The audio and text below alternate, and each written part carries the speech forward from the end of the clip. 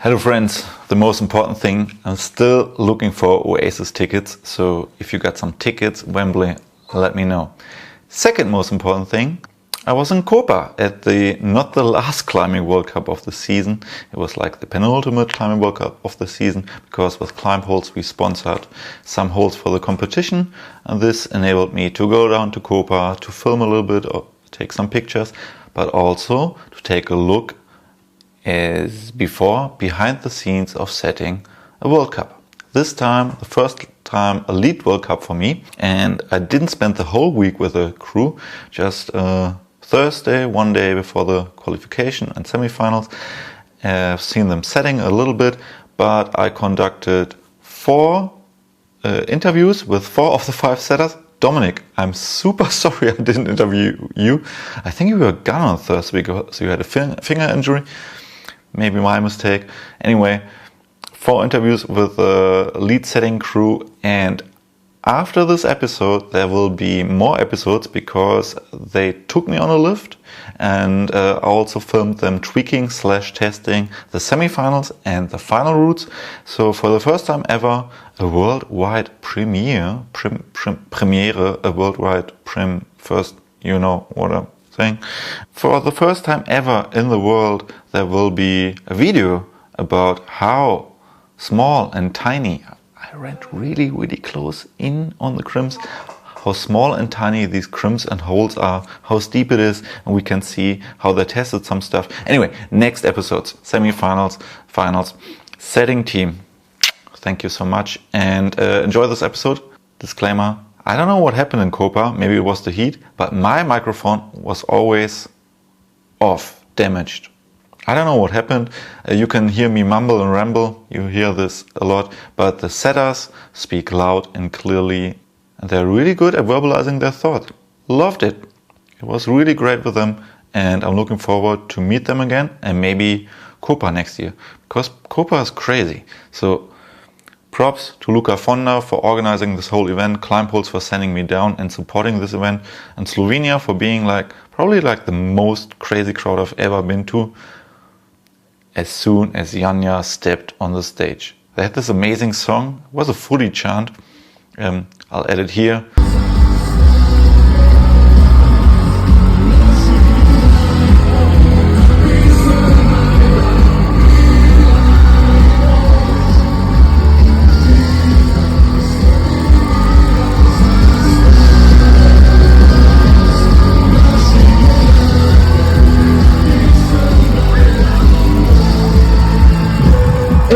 My favorite memory, it's so good. Anyway, 35 minutes of interviews with the setters about setting a lead World Cup. Enjoy, Nikki out. Okay, I'm a head route setter. I'm Hiroshi Okano. Yeah, I'm a head route setter from IFSC to set for Koper World Cup. I become a IFSC route setter 2008. Yeah, so far I think more than 15 years, I think. Yeah. That's good. And why do you do it? Isn't it super painful and exhausting? Yes, for sure. Yeah. Always it's a tiring job, and then but it's more than fun. Yes, very fun. So it's hard to stop also, yeah, this job. Do you think a lot changed in the last few years for the lead route setting? Yes. Of course, the level of athletes now is crazy. Yeah, it's very strong. Also, we put some, as I said, element from a boulder. Yeah. New school, new style of boulder problem. Yeah, so sometimes we put some new school moves into lead routes. Yeah, also it's fun. So now it's more mix. Yeah, new style and then old school, and then. But I think I like to fight I like to see the athletes fighting against the pump. Yeah, so I think that's what I I want to watch. Yeah. Yeah, in the combined format, the lead route is a little bit or is more simple. It's less complicated. But now here in Koper, it's just a lead World Cup. Do we see more like complex moves or more like action, or do we have more cruxes? Yeah, I think we have some different moves in here in Koper. Yeah, but as I said, I like the the lead climber. Yeah, climb and get a top. And they also we put some new style of moves, but it should not be not be the moves that separate the match, the lead climber. I mean the ranking. Yeah. So of course it's now the lead climber is required a lot of moves and new school movement, but also maybe the most important things for the lead climbing is just fighting against the pan. You're from Japan, and a lot of people only know a lot of bouldering in Japan. Do you also have a lot of like lead routes or like a lead gyms in Japan where people train? Not so many lead gym in Japan, but now maybe after COVID, there is some new lead gym is coming. Yeah, it's big and then also nice wall. Yeah, and then maybe the athletes has a chance to climb the gyms. Yeah. And then maybe get better. Yeah. You say get better, but the Japanese are already really good at lead climbing. Like how? How does it work? I don't know, but for my view, I think maybe still some climbers from Europe and from the States. Yeah, they have a really good endurance power. Yeah. So Japanese has a good technique. Yeah. So our movement like that, but sometimes you have to just pull and then fight, then climb and then grab like this, but sometimes it's hard to have such a training in Japan, but because we don't have a high climbing wall gym, but maybe from now I think they have new good gyms for lead, so they get better for, lead climbing, sorry? Like in Copa, you are setting an outdoor wall. Like, is it cool or easy to set outdoor wall, or does it have any problems like temperature? Yeah, it's a little bit tricky. Yeah, it's actually hot. Yeah, actually hot. Yes.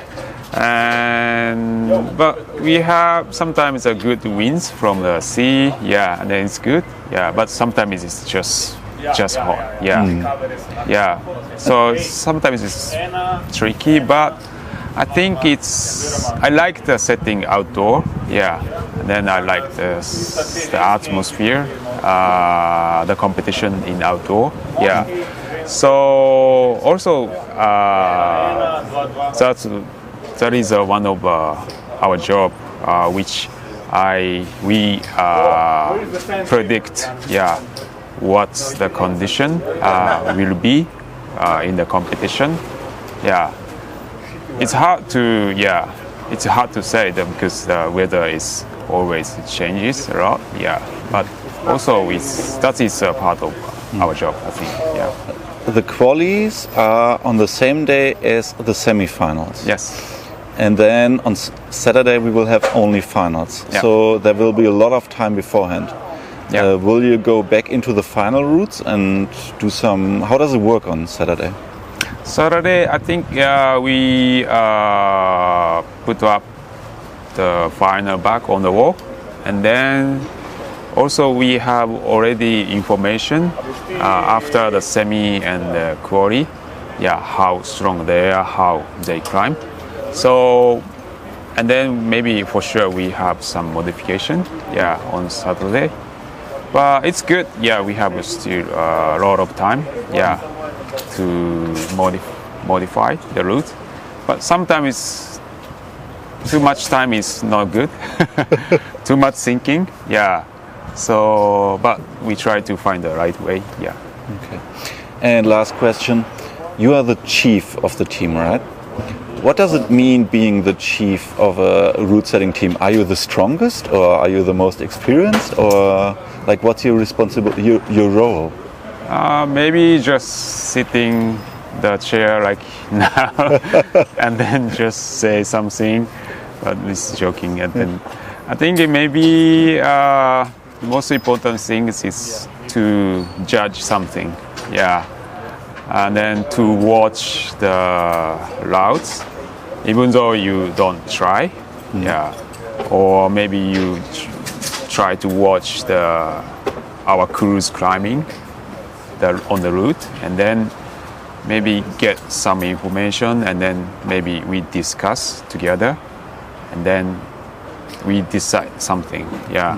So maybe the chief route setter's role is just give that opportunity to the team,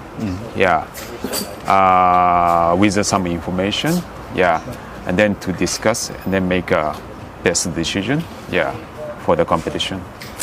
Cool. Well, I'm Janja Garnbret. I am one of the IFSC setter here, so I was setting for the World Cup. That's it. Is it your first World Cup or? No, I've set a few. My first one was in 2013. I set 2 times this year already, 2 of a World Cup in Innsbruck and Chamonix, and then now here. And here was the last 2 times I was head setter, so here I had more time to focus more on setting, which was nice, and less pressure on me. Do you feel there's a big difference between being the chief and just setting? Yes, of course. I think chief, it's more. I think it's important not to focus too much into one route or one area, and to manage more the team. And I still have a lot to learn in this. I'm new to it, but yes, it's different. A lot of setters always say like they try to express themselves somehow, like with their boulders mostly. Do you think you can express your climbing style also with the route? Oh yeah, of course. Yeah, for sure. The style can influence a lot. Yeah. Do you think you can put your style in words, like your climbing or route setting? My style, I don't know. Can be different. Usually, I like fighting. I like good fights, so quite resistant. Not many rest. Sometimes too much. Sometimes, and I quite like also quite technical climbing. Also good with I like compression and heel hooks and all the tricks basically. And like you're setting 4 qualification routes, or like 2 for each group, and then 1 semi-final and a final. Like, how do you come up like with the character of each route? Like, is it like does the chief tell you like, okay, I want to see this style and this route now? Maybe not so much the style, or maybe sometimes if he wants maybe a special move somewhere, he's not. Chief usually is not too strict on what, but maybe he wants something for a final. I don't know, a special move somewhere, not too hard. For route is nice, but the style he can say maybe he wants the route, hard or medium or slightly easier. Yeah, and we try to to do that. Yeah, we talked briefly, like when the camera was offline, about like that the routes get more and more difficult. Like a lot of people always ask about the grades Over the years, the levels going up. How did it change over the years? Can you put this in words? Yeah, the level is just going up and up. The moves get harder, more complicated. The routes don't get any less resistant, and so overall the group. When I started, maybe 11 years ago, I don't know. It's hard to put grade, but men qualification were around 8B, 8B plus maybe. And now it's easily 8C plus sometimes. Like, do you have enough opportunities as a setter to set at this level and to train at this level? Train often no, because there's no time. But to set, more and more, especially now, I think national teams can see the benefit now of having more and more having training camps for their team from international route setter from different one, and so we get asked now more and more to set in different places, which is nice, because otherwise setting commercial kids top rope is not really the best training for this. And like the difficulties has risen, but also like the style of the holds. Yes. Changed. Like, yes. What do you think about the evolution of the holds and macros? So before, like for example, final route, even when I started, I remember I could fit in a bucket, on the string with bolt-on holds. But now you need so much material, volume, macros. So all this evolve, but also, of course, because of the style of the holes and the macro, the fiberglass, the skin is even harder to manage. Yeah, and the routes are harder and more complex because of the holes and the material. It's more 3D. It's more. Is it better for route setting like this nowadays? Yeah, it's more interesting, but it's harder and it takes longer also. So how long did you set this week for the World Cup? So we set about 5.5 days. We finished this morning, so that was the half day with demo. But normally it's around 5 days. A lot of people think like, okay, if the setters have to set an 8C, they know how difficult 8C is. Is judging a difficulty easy? No, because people say that they're not a real climber, because it's like outside you go, from Greece to Spain to Austria to France.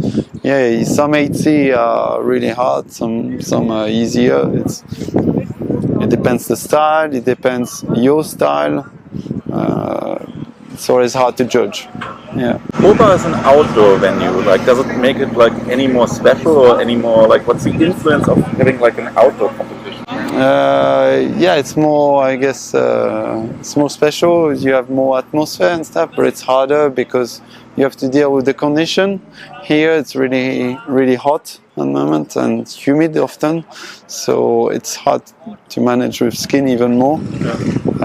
But also the friction to predict what is it going to be for the semi-final or final, and to anticipate with adjustment in advance. And to have option in the bag is hard. Yeah. How does it usually work? Do you have some tweaks already in mind? Are you Yes. going to do some tweaking on Saturday or Friday? Hopefully not, but we have some in mind. We keep things. I like to set, I call it adjustable sometimes. So if you have a blocked hole, you can move the blocker a bit, the hole gets better. So this is the easy tweak, and you don't need to find another hole. This is nice like this, but sometimes you need extra foot or something.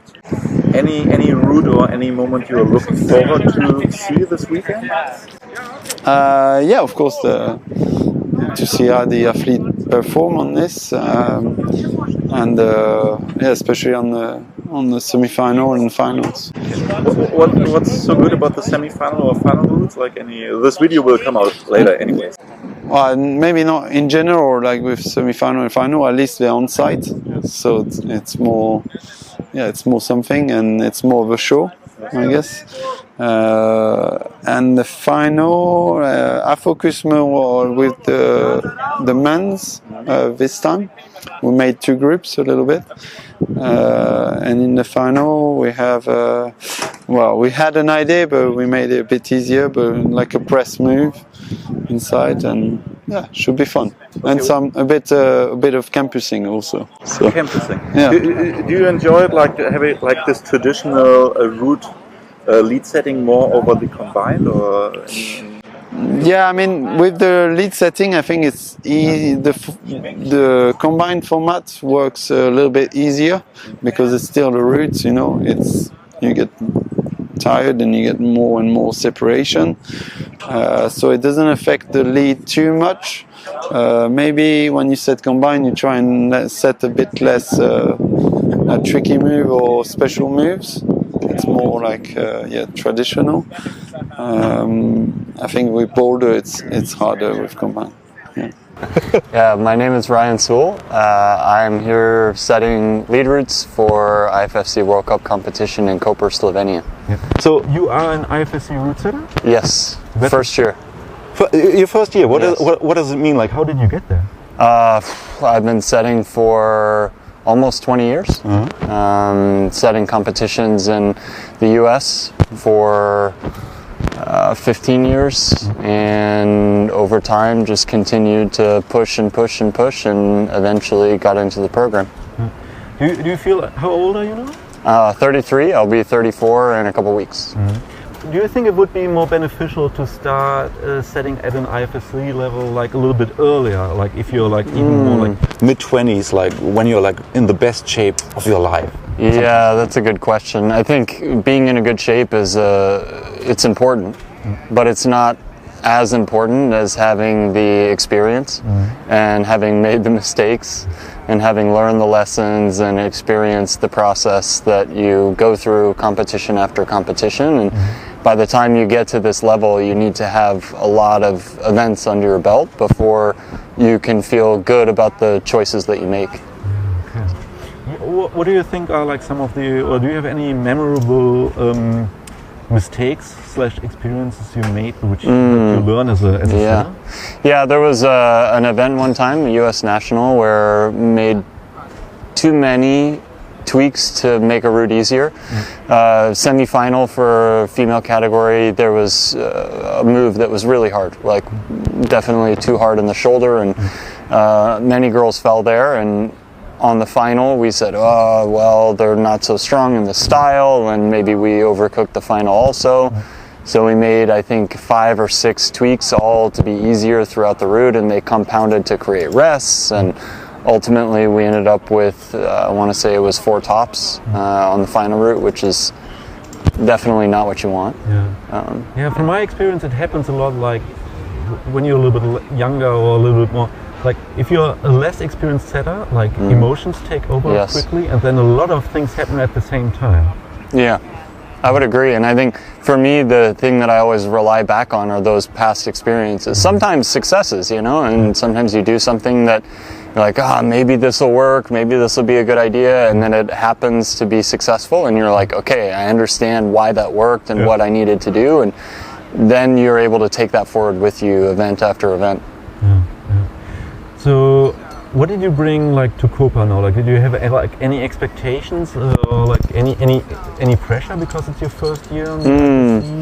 Yeah, I would say maybe not so much pressure. I went to Briançon and set lead there maybe a month and a half ago now, and I think I went into it with the attitude that I need to understand the process from the big picture perspective, like how the event actually functions, how the setting workflow functions, how the travel functions, you know, and the accommodations and meals and very simple things. But my intent is to slowly keep building, event after event. So this event, I spent a little bit more time focusing on communication, on just being a better communicator with the people I'm working with, and setting good expectations from the start. What are you hoping to get out of us setting the lift together? Do you have an idea? What's your idea? I have this idea. Being better at communicating, I think, lends itself to better results in the end, because usually you're in a lift with people who, if you've worked with them before, it's less than 3 or 4 times. Most of the time you don't speak the same language, and so you end up standing there in the lift next to each other going, "Whoa, okay, what do you want to do? I'll put this on. Do you think this? Do you think that?" So if you start from a place of better expectation, it usually yields better results. Yeah, what most people probably don't know, like it's usually like the team is, like you haven't worked with many people of the team before. How was it this time? Was it a completely new team? Or? For me, no, it wasn't completely new. So Janja, I've worked with him, but in a Boulder World Cup in Salt Lake City. And then the chief, or the head routesetter, Okano, I've worked with him on a Boulder World Cup in Vail in 2019, and then I actually went to Japan and set a Japan National Cup on the lead portion, which was the first event that Serato qualified for the team, and then he went on to win everything. And now when I was in Japan, they were all saying, "Oh yeah, this kid, he's very good." I'm like, "Yeah, okay, sure, we'll see." And then dominant. It was very impressive.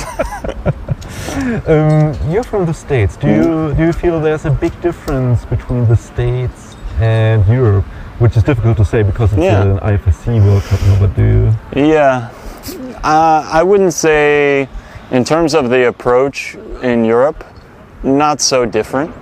If I were to say the differences would be, number one, the level of athletes in a World Cup being higher means you can just do more things, and you need to do more things to create a good result and a good show.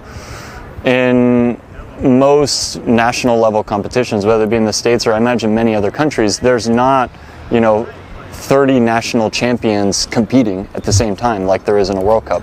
So you have to cater the route setting to the level of the competitors. And that means there are some things that you maybe can't push as hard on. Aside from that, I think the materials that you get for World Cups are pretty significant in terms of the amount of wood and fiberglass, the amount of great brand new materials is always at a very, very premium level. And it's not the same amount that you would get for a national level event. It's always called route setting, but do you think route setting is essentially the most difficult part in route setting? No, I think the actual difficult part is the testing. Yeah, especially the level here for World Cups and World Cups in lead. There's no route on the wall that's easier than 8B plus. Many routes 8C, 8C plus, and oftentimes the first version is 9A. And you kind of dial back the intensity and you dial back the excitement that you had for this really cool move or sequence, and that part is perhaps the most challenging. Being creative, working with people, standing in the lift, putting cool holds on the wall, that's actually quite easy. How do you manage your skin and your power over the whole week? I don't know, you told me. It's Thursday now, so tomorrow is qualification day. You did the demo in the morning, and you had that was today, right? Yes, yeah. And it was a huge fight. Yes. I've seen you, yes. First time seeing you climbing, but it looked like a huge fight. Yes. What goes on in your head, or how do you do it? Yeah, so I climbed on the quali route, black and red route, last night for the first time, and made some changes, and it was late, and I was feeling fatigued, and I think I was off the wall around 9 o'clock, and then went to bed after dinner and everything, came back to the wall early, trying to get good conditions because the wall, now, is in the sun, and so we climbed early to try and make sure that the conditions were better. We ended up to where I went first, and climbing felt pretty good, and then there were a few things from last night that maybe were oversights on the first forerun, and I was trying to film the demonstration video at the same time. just in the sake of time and efficiency. And so there were clipping positions that I tried maybe 2-3 times, and I was like, okay, this is too hard. Now we change the hold, do the clipping for the video, keep moving. I feel like, you know, managing day after day of climbing, especially when you're climbing on this level of route, I don't know the secret. Maybe it's just being very comfortable climbing 5 days on, you know, AB plus routes. But it's hard to do. It's hard to do in your own time when you're at home and you're in your training, unless you're a World Cup athlete. Are you looking forward to any kind of move or any kind of route or sequence happening in the next few days? Things to look forward to. I mean, many things. I think we have some really cool stuff in the quali round that's definitely like exciting, but nothing that's too special, just like pretty hard rock climbing. In the semi round, we have some interesting things, like, you know, something low, a thing up high, and then a lot of resistance climbing to try and separate out the field and get good result. And then in the final round, we definitely have some moves, I would say. Nothing that's like so groundbreaking, you know, but for lead routes and the level of athlete that we have here, I think it'll be a good show. Honestly, to me though, like what I'm most interested in watching tomorrow and seeing the level. We spend 5 days setting finals and setting semis and now qualies and climbing, so much climbing, and all with the assumption that we just know the level of the athlete. And we don't until they actually come out. And so, you know, for all we know tomorrow, we could see 10 tops on all the qualies. Or we could see nobody get past halfway. You know, I'd like to think that it's somewhere in between, but we don't know until the athletes actually come out and climb. And once we know, then all of a sudden the work that we have done days prior starts to take form. And we can say, okay, for the semi, we know this move is going to be too hard, let's make it easier. That move's going to be too easier, let's make it harder, and so on. And then we go through the semi, we learn again. And then Saturday morning, we have all morning and into the afternoon because the finals is Saturday night. And so that's when we'll have a lot more time to put the final on the wall, do a lot more testing and changing, all with the intent to try and get the level right and the complexity of the moves right, put on a good show and get a good result. Did you have any assumptions slash goals, like indicated like amount of tops in the end already? When you were setting the routes? Yeah, usually I defer to the head setter for that type of direction. I think in lead it's pretty standard. I mean, in boulder it's kind of standard too. Like, ideal is in boulder 1 person 4 tops, the next person 3 tops, 4 zones, right? Like that's the target. In lead it's for finals you want 1 top. For semis 0/1, you know. And then for qualies, ideally, it's like between 1 and 5 per route. And I think for us, what we're assuming, which is the huge asterisk, right? What we're assuming is perhaps somewhere in the ballpark of 3 to 5 tops total per discipline, per gender, right? So maybe it's 1 route with 1 top and the other with 2, or 1 route with 2, 1 with 3, something like this. But we think maybe we're just tired, of course, you know, 5 days on and climbing on really hard routes, but we think it's a slightly hard qualification round. Let's see what happens on Saturday. Let's see. Hi, my name is Miha Hribar. I'm the route setter here for Kran. Koper. It's Koper, not Kran. I was setting in Kran for three years. So the last 3 years in Kran, and then we moved here to Koper, to a nice new venue. So this is now the 3rd edition of the World Cup coming to Koper, and yeah, it's a really good atmosphere and good comp to set. Yeah. I don't know exactly, but I think the number is like around 22, 23 editions in Kran, yeah. So it has a long history going back, and it was like I think the last year, especially with the development of climbing, it was a unique venue because the walls were really old, but unique in a way. You had this relief, like the structure on the wall, still some insert holes. small venue, packed, always a good atmosphere, crazy audience. So yeah, that was a kind of unique experience, also setting-wise, because we couldn't use lifts inside, and we had these old school scaffolds and ladders mount on wheels, and it was a big experience to set there. Like we have a joke: if you survive setting in Kranj, you can set anywhere in the world. So, did you feel comfortable setting here in Kopa? Yeah. Yeah, it's always a nice experience for me. Even if the work is really intense, it always feels like a mini holiday.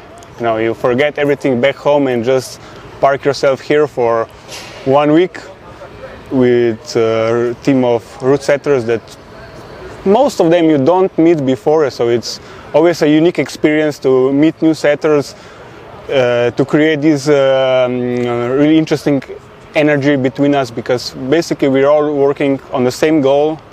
We have all more or less the same knowledge and understanding, and it's really unique how individuals that don't know each other before can come together and create something really good in this 1 week time that we have. So, but of course, like with route setting, it's always a fine line that you walk. Sometimes things go right on the money, like you want it to be, like one top in the final or whatever. Sometimes things can go a little bit sideways, but usually we always try to put a lot of energy and attention to creating the best routes possible for the athletes and trying to figure out the level of the field for this comp. Route setting process usually starts that you first start setting the finals. You use all the good materials, try to create a nice, attractive route. So the second stage is the semifinals, which is usually a little bit harder than the semis, just because you have to separate bigger field of athletes. And then the qualis are a little bit on the easier side, but still we are trying to have the understanding of the level of each route, and then observe the climbers, how they perform, and then try to adjust. So I think for this year, I'm really anxious to see the qualis, to see how they go. I think the routes are interesting. They are hard, like they should be. There are maybe some special moves, but nothing so really crazy. But yeah, I think like the female number 2 has an interesting no-feet section that I think can be done in a different way also. So it's going to be really interesting to see how the athletes find their solution on these problems. Yeah. Do you have any favorite route or any favorite moment coming up over the next 2 days? You mean in this comp? Yeah. Well, I was mostly setting men's routes, so finals and semi-finals. I did one for women in the qualis, and try to test as much all the routes as possible. But of course, it's always you have to risk skin and energy, and it's not time to try everything. So yeah, I'm looking forward to men's semi-final for sure, because that I think is a really interesting, hard, punchy route. So it's also a little bit test for us, the route setters, to see how they perform on this kind of route. Yeah.